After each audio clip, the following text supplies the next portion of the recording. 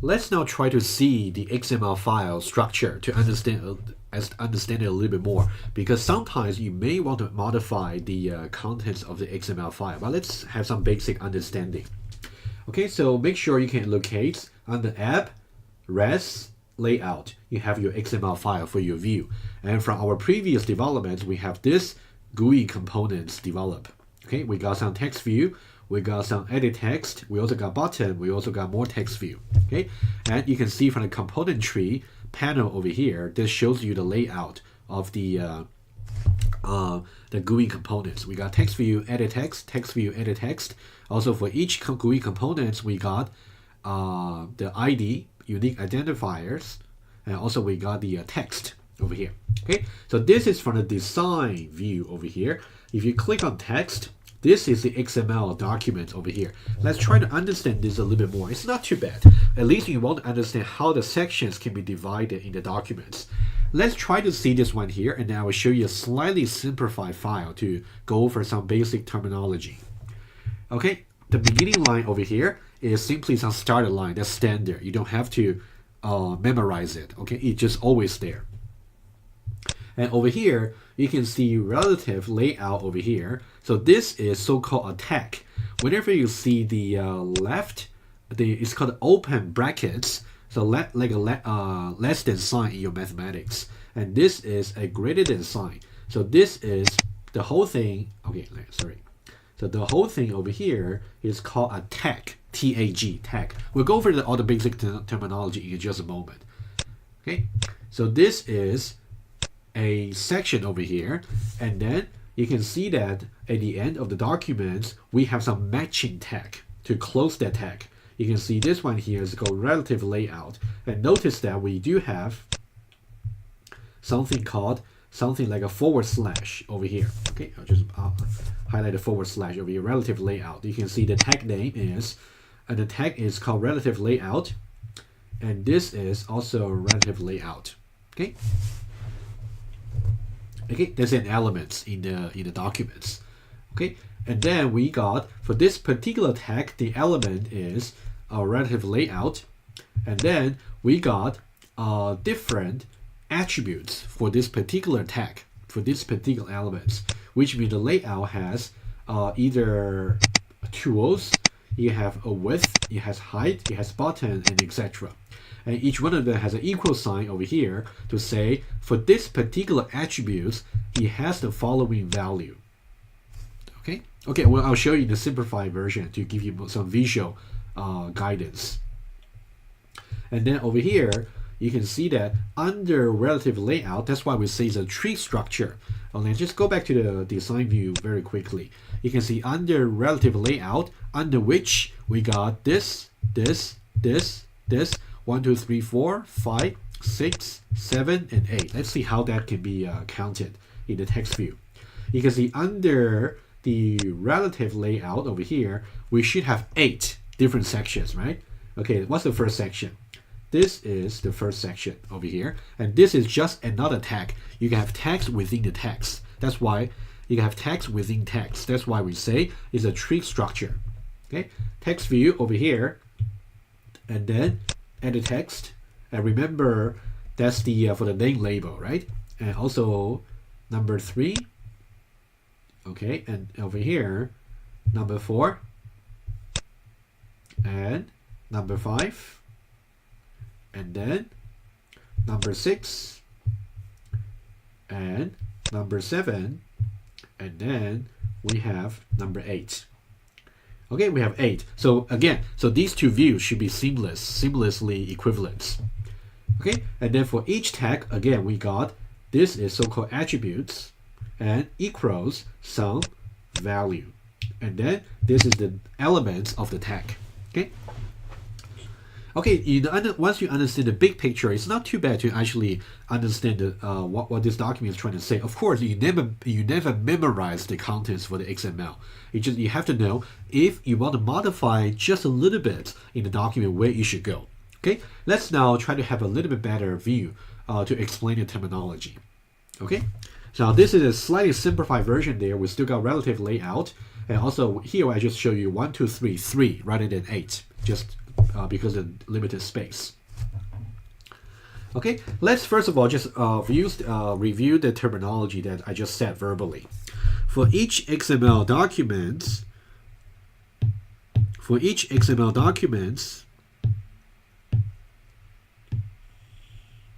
so these are the terms you should know. Okay, so first of all, you have something called tags, T-A-G, and also for each tag, you have to specify the name of the elements, and then for each element, you may have one or more attributes, and for each attribute, you should say equal to some value, and the value should really be quoted within double quotes, values like that. And then there's something called self-closing text. Let me just show you how it looks like. So self-closing text looks like this. Open the tag, and then the name of the element name for the tag, and then you may have some attributes.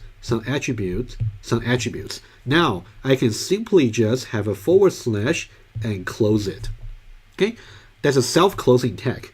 So now you might be wondering what would not be a self-closing tag. Okay, so what's really important about self-closing tag is that's the opening, that's the end, and over here you have some /. Okay, and then here you got the element, you have attributes, etc. Okay, maybe use a different color here just to avoid confusion. This is the elements, and this one, and over here, this is the attributes. Okay, like that. Okay, that's kind of the general structure, and I'll show you some example in just a moment. What would not be a self-closing tag? So this is a self-closing tag. So what would not be a self-closing tag? You may have tags within tags. For example, you might say, I'm going to give some concrete example. Open the tag. The name of the tag, let's call it A. And then you have attributes. One is assigned to, I'll just say, for example, 1. Okay? And then I have attributes 2 is with value 2. And then attribute number 3 is with value 3. Okay? And now I close it. You can see there is no /. That's why it is not self-closing. And then I can say this is the end of the self-closing tag. I can say / and then the name of the element over here. You can see the self-closing. You can see the what really signals the closing part is over here. Okay, how is this different from a self-closing tag? That means within over here, you can just do more tags over here, okay, as the contents for this particular tag. Okay, so let's just do one for you. Okay, let's say I can have maybe another one that's called B over here, and then let me just say B and then self-closing.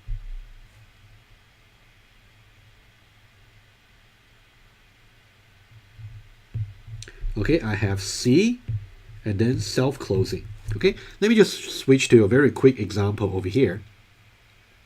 Over here, you can see that, let me just use one example here.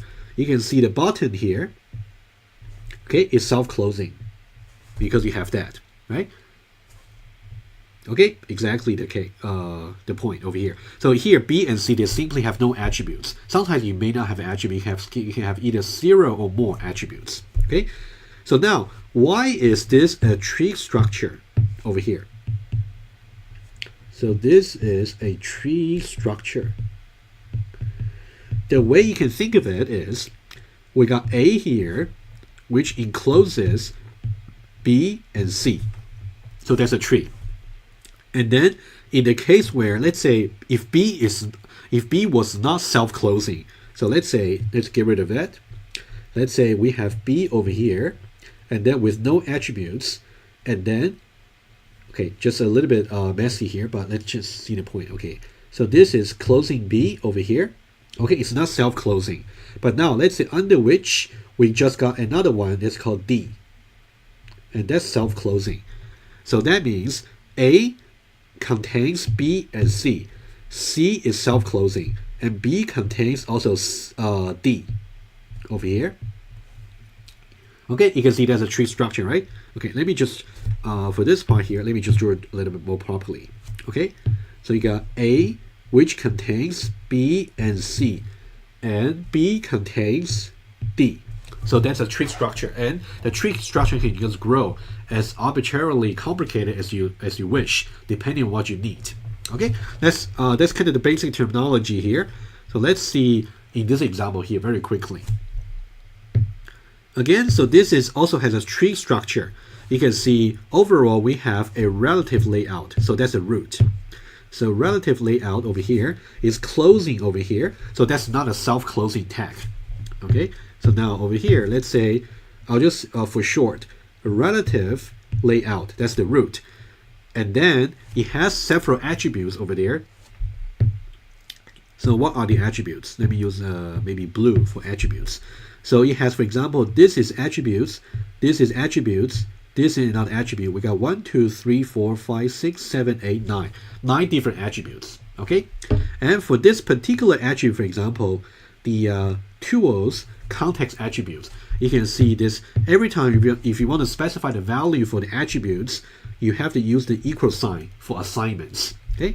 And then it's equal, and then somehow the value EECS1022.BMI activity is now within the quotes. That's a value. Okay? And now you can see how many self-closing tags do we have. In this case, we have 3. Okay, hopefully you can see that. You can see this is a self-closing tag because it closes over here. This is another self-closing tag, closes here. And this, as we said, is also a self-closing tag. We got 3. So now how do we complete a tree structure?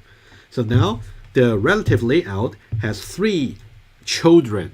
That's kind of terminology we say usually. So you got text view over here, which is here. And also you got edit text, which is here. And also you got the button, which is here. Okay, so you got a tree structure. Okay, so that's actually the basic introduction to how an XML file can be structured. And by the way, what does XML stand for? Okay, it stands for Extensible Markup Language.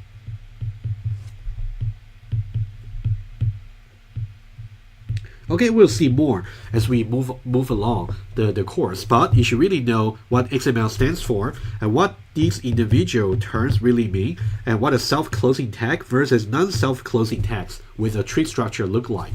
Okay, so that you can understand the view file in your Android Studio much better, so you can get a control over it. So there might be some occasions where you may want to modify an XML file, in which case you will know where to go. But again, a very common mistake is to get rid of this without noticing it. Okay, and also you may also get rid of this without matching the original tag. Okay, so these are the 2 common mistakes.